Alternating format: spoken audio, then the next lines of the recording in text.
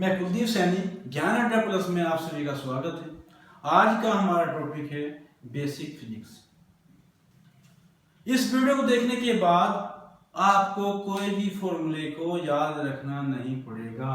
आपको मेथड आ जाएगा कि फॉर्मूलों को कैसे आप लोग बनाओगे या कैसे बनाते हैं फॉर्मूले, है ना। वो मैं एक पूरा सीक्वेंस से आपको जैसे कराता जाऊं वैसे ही आपको फिजिक्स मेरे साथ पढ़ने का, देखने का, उसको मैं कैसे सिखाता हूं।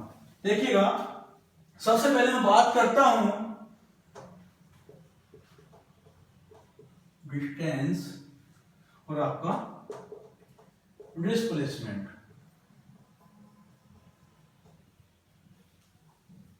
सही, डिस्टेंस और डिस्प्लेसमेंट।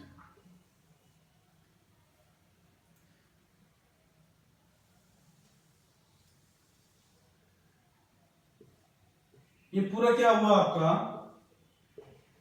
डिस्टेंस। जितना पाथ आपने कवर किया ना, इसको बोला गया डिस्टेंस। स्टार्टिंग का पॉइंट देखिए जहां से आपने चलना शुरू किया था, और एंडिंग का देखिए जो इसका मिनिमम पाथ है, ये वाला पाथ, इस पाथ की बात कर रहा हूं। ये हुआ आपका डिस्प्लेसमेंट।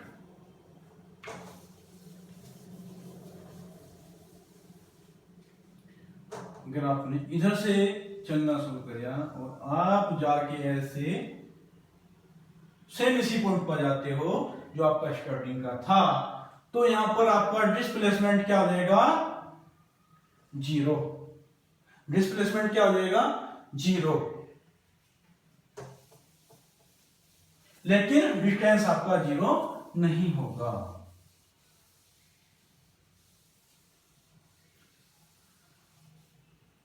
चलिए आगे। Speed equal to distance upon time. Velocity equal to displacement upon time. देखने में बड़े सिंपल फॉर्मूले लगते हैं, जब इनके सवाल आते हैं तो बच्चों से हो नहीं पाते, क्यों मालूम ही नहीं होता। अब जो मैं चीज यहां पे आप लोगों को समझा रहा हूं, जरा गौर करिएगा। किस कंडीशन, आपने देखा कुछ सवाल ऐसे होते हैं जहां हम लोग स्पीड को वेलोसिटी या वेलोसिटी को स्पीड ले लेते हैं। किस कंडीशन में आपकी स्पीड वेलोसिटी के इक्वल होगी? उस कंडीशन में आप स्पीड को वेलोसिटी ले लेते हो जिस कंडीशन में आपका डिस्टेंस डिस्प्लेसमेंट के इक्वल, जिस कंडीशन में आपका डिस्टेंस डिस्प्लेसमेंट के इक्वल हो जाए, उसमें आपका स्पीड वेलोसिटी के इक्वल हो जाती है। फॉर एग्जाम्पल, अगर आपका पाथ सीधा हो, ये इस तरह के जो पाथ है, यहां पे आप लोग स्पीड की जगह वेलोसिटी ले लेते हो, वेलोसिटी की जगह स्पीड ले लेते हो, तो कोई फर्क नहीं पड़ता, क्योंकि यहां पे आपका डिस्टेंस डिस्प्लेसमेंट दोनों सेम हो गए। वेलोसिटी जीरो कहां पर लेते हैं? वेलोसिटी आप जीरो कहां पर लेते हो? जहां पर आपका इनिशियल और फाइनल पॉइंट सेम हो। मींस जैसे आपने यहां से स्टार्ट किया और घूम के ना पूरा इधर ही आ गए, तो यहां पे क्या हुआ? इस कंडीशन में आपका डिस्प्लेसमेंट जीरो, डिस्प्लेसमेंट जीरो तो वेलोसिटी जीरो। ये ऐसा बोले, ऐसे घूमे आप, जिस पॉइंट से स्टार्ट किया था वहीं पर आ गए, तो डिस्प्लेसमेंट आपका जीरो, वेलोसिटी जीरो। नेक्स्ट आगे। अब मैं बात करता हूं एक्सीलरेशन। अब मैं बात करता हूं एक्सीलरेशन।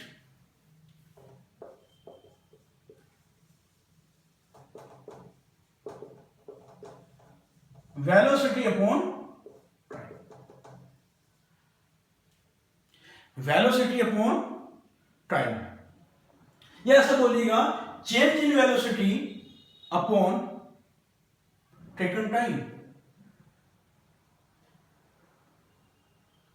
वेलोसिटी में कितना चेंज आया और कितने टाइम में आया। फॉर एग्जाम्पल, जैसे आप बाइक पे जा रहे हो तो आपके पीछे साथी ने बोला अरे भाई कैसे चला रहा है, उसको थोड़ा एक्सीलेटर दो ना। तो आप क्या करते हो, एक्सीलेटर देते हो। एक्सीलेटर जब आप देते हो उस टाइम पर आपका जो बाइक थी उसकी जो स्पीड थी वो कितनी थी, 50 किलोमीटर पर आवर। जब आपने एक्सीलेटर दिया तो वो 70 पर आ गई। तो ऐसा तो नहीं होता ना कि एकदम 50 से 70 पर आ जाए, कुछ तो टाइम लगता है ना। तो change in velocity means final velocity minus initial velocity, 70 minus 50, और कितने टाइम में हुआ वो चीज, उस चीज की बात कर रहा हूं, उसको बोलते हैं force mass into acceleration, F is equal to M into A। ये आपका हो गया फोर्स। फोर्स के बाद बात करते हैं वर्क।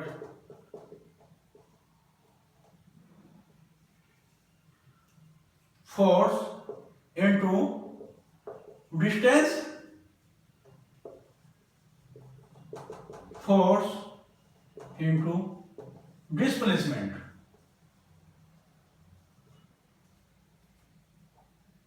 दोनों फॉर्मूले आपने देखे होंगे। मैं आपको जो अब बताने जा रहा हूं इस पे गौर करिएगा। डिस्टेंस भी लिखा मैंने, यहां पर डिस्प्लेसमेंट भी लिखा है।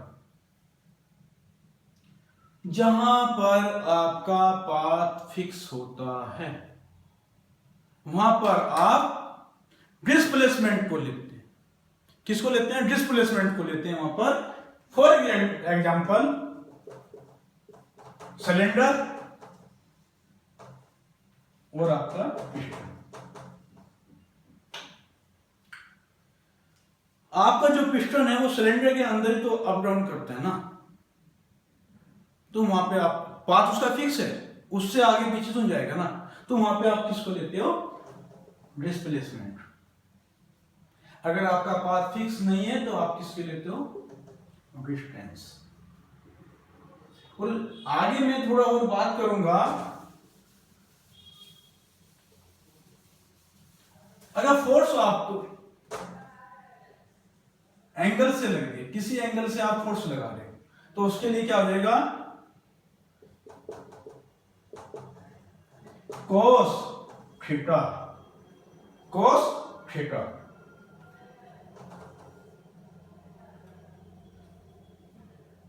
F equal to W equal to F into D cos theta. Cos क्यों लेते हैं, आपको मालूम ही होगा जो कंपोनेंट देखे जाते हैं, जो वर्टिकली कंपोनेंट देखा जाता है वो आपका साइन में देखते हो और आपका हॉरिजॉन्टली आप कोस में देखते हो। कोस लिया, किस कंडीशन में आपका वर्क डन आपका 0 हो।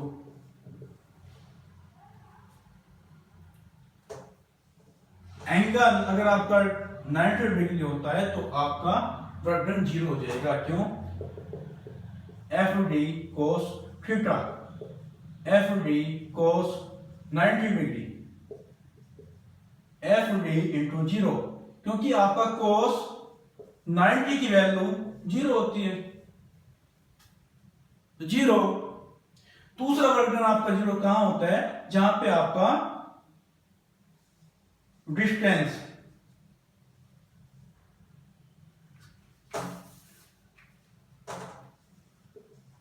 डिस्टेंस 0 हो, तो वहां पे भी आपका वर्क डन 0 हो जाएगा। या आपके फोर्स 0 हो तब भी आपका वर्क डन 0 हो जाएगा।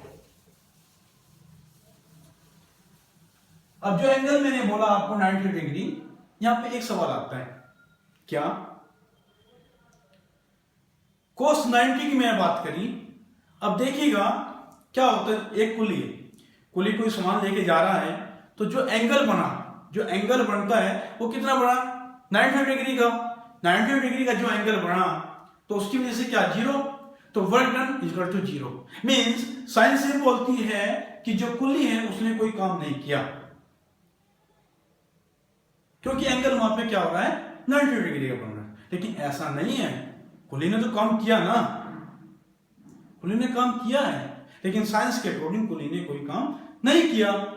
अब मैं अभी जो आपको बात करी है, वर्क डन तक की बात की है ना, उसके में जो मिनिमम पाथ, जो मिनिमम फॉर्मूले हैं उसी को लेके चल रहा हूं, उनके टाइप्स वगैरह नहीं बता रहा हूं। जैसे कि आपका टाइप्स ऑफ फोर्स बहुत होते हैं, स्टार्ट होगा फोर्स कहां से, पुश और पुल से, बाकी फिर आपका सेंट्रीफ्यूगल फोर्स, आपका सेंट्रीपिटल फोर्स, बहुत सारी फोर्स आपकी आ जाएंगी। अब मैं बात करता हूं एनर्जी। एनर्जी एनर्जी में क्या होगा आपका, kinetic energy, potential energy. Kinetic energy, kinetic energy is equal to